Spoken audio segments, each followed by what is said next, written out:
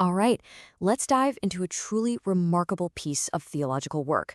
We're going to unpack Dawlat al-Makkiyyah and its incredible answer to one of the biggest debates out there, the nature of divine knowledge and what we can know about the unseen. You know, when it really comes down to it, this is the central question. It's a question that has sparked deep, passionate debate for centuries. What was the extent of the Prophet Muhammad's knowledge of al-ghaib, the unseen, all the hidden realities of existence? So, here's our game plan. We'll start with the debate itself, get to know the scholar and his incredible book, and then we'll break down his main argument. After that, we'll look at the scriptural proof he used, see how he took on the opposition, and finally wrap up with the book's huge impact. Okay, let's get right into it. To really get why this book is so important, you first have to understand the intellectual battlefield it was written for. At the very heart of all of this is the concept of ilm-e-ghaib. And listen, this is not just some minor academic point. It's a foundational issue. Your perspective on this directly shapes how you understand the Prophet's spiritual status and his entire relationship with God. So the book was really a response to a specific viewpoint. The source we're looking at identifies this as the Wahhabi perspective. This view holds a very strict interpretation, that knowledge of the unseen belongs only to God, and to suggest anyone else has it is a serious mistake. This was the challenge the book aimed to answer. So, who was it that took on this massive challenge? Well, that brings us to the incredible scholar behind the book. And honestly, the story of how it was even created is just mind-blowing. And that scholar was Imam Ahmad Reza Khan, a genuine prodigy. I mean, get this. He had already mastered complex religious sciences and issued his first formal religious ruling, a fatwa, when he was just 13 years old. 13! His intellectual output was just staggering, over 1,500 works to his name. Now, the origin story for this specific book is something else. It's 1905, and the Imam is in the holy city of Mecca. While he's there, he's handed a paper with 5 really tough questions, all about this very topic, ilm-e-ghaib. The scholars who challenged him wanted a thorough, well-researched answer. And boy, did they get one. But in a time frame that just seems impossible. 8 hours. I want you to really picture this. He's working completely from memory.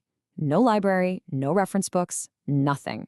And in a single sitting of just 8 hours, he produces this detailed, deeply sourced theological masterpiece. It's no wonder his followers look back on this as, well, a living miracle. So, what was this groundbreaking argument he put together in just 8 hours? This brings us to the very core of the book, the key that really unlocks this whole debate. So, as we said, it's all about ilm-e-ghaib, the knowledge of the unseen.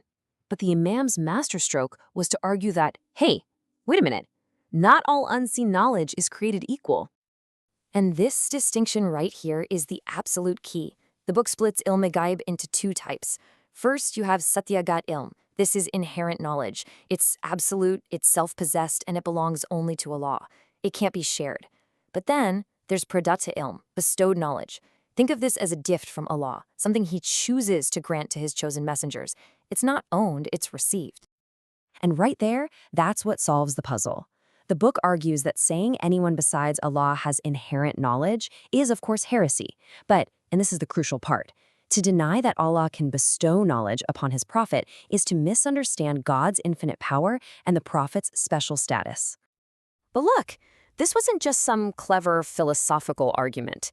The Imam rooted this entire framework deep in Scripture, using the Quran itself to prove his case. So those who want to limit the prophet's knowledge will often point to a verse just like this one. And the book agrees this verse is 100% true. But it argues that it's talking only about satyagat ilm, that inherent, all-knowing power that belongs to God and God alone. And then, to show the other side of the coin, the book points to this verse. Now, at first glance, it might seem to say the opposite. But in this new framework, it perfectly confirms the idea of pradatta ilm, bestowed knowledge. It says right there that God, the knower of the unseen, does in fact disclose it to the messengers He chooses. So, you see, There's no contradiction at all. The book's framework makes these verses fit together perfectly. One is talking about God's exclusive inherent knowledge, while the other is talking about the knowledge he gives to others as a gift. It's that simple. Now, with this powerful two-part framework in place, the book then turns its attention to systematically dismantling the opposing argument. And the main point of the refutation is this. The opposition is making a fundamental category error. They're confusing apples and oranges.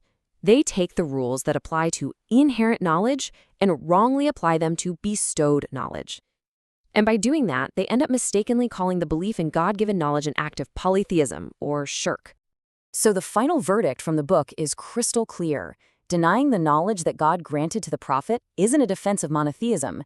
Instead, it's a failure to understand the full message of the Quran and a deep misunderstanding of the incredibly high and unique spiritual station of the prophet himself. So, what happened after this powerful book, written in just a few hours, was released? Well, its legacy was immediate, and it has lasted for well over a century now. Yeah, the book's impact was huge. For what became known as the Barelvi school of thought, it gave a clear, powerful explanation of a core belief.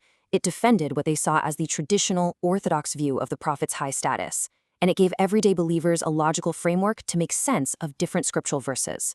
To this day, it's a cornerstone text on the subject. And all this brings us to one final big question to think about. This old debate and this book written in 8 hours, it isn't just about history. It forces us to ask ourselves a much bigger question. How does the way we draw the lines and define the boundaries of knowledge, both for ourselves and for the divine, ultimately shape the very core of what we believe?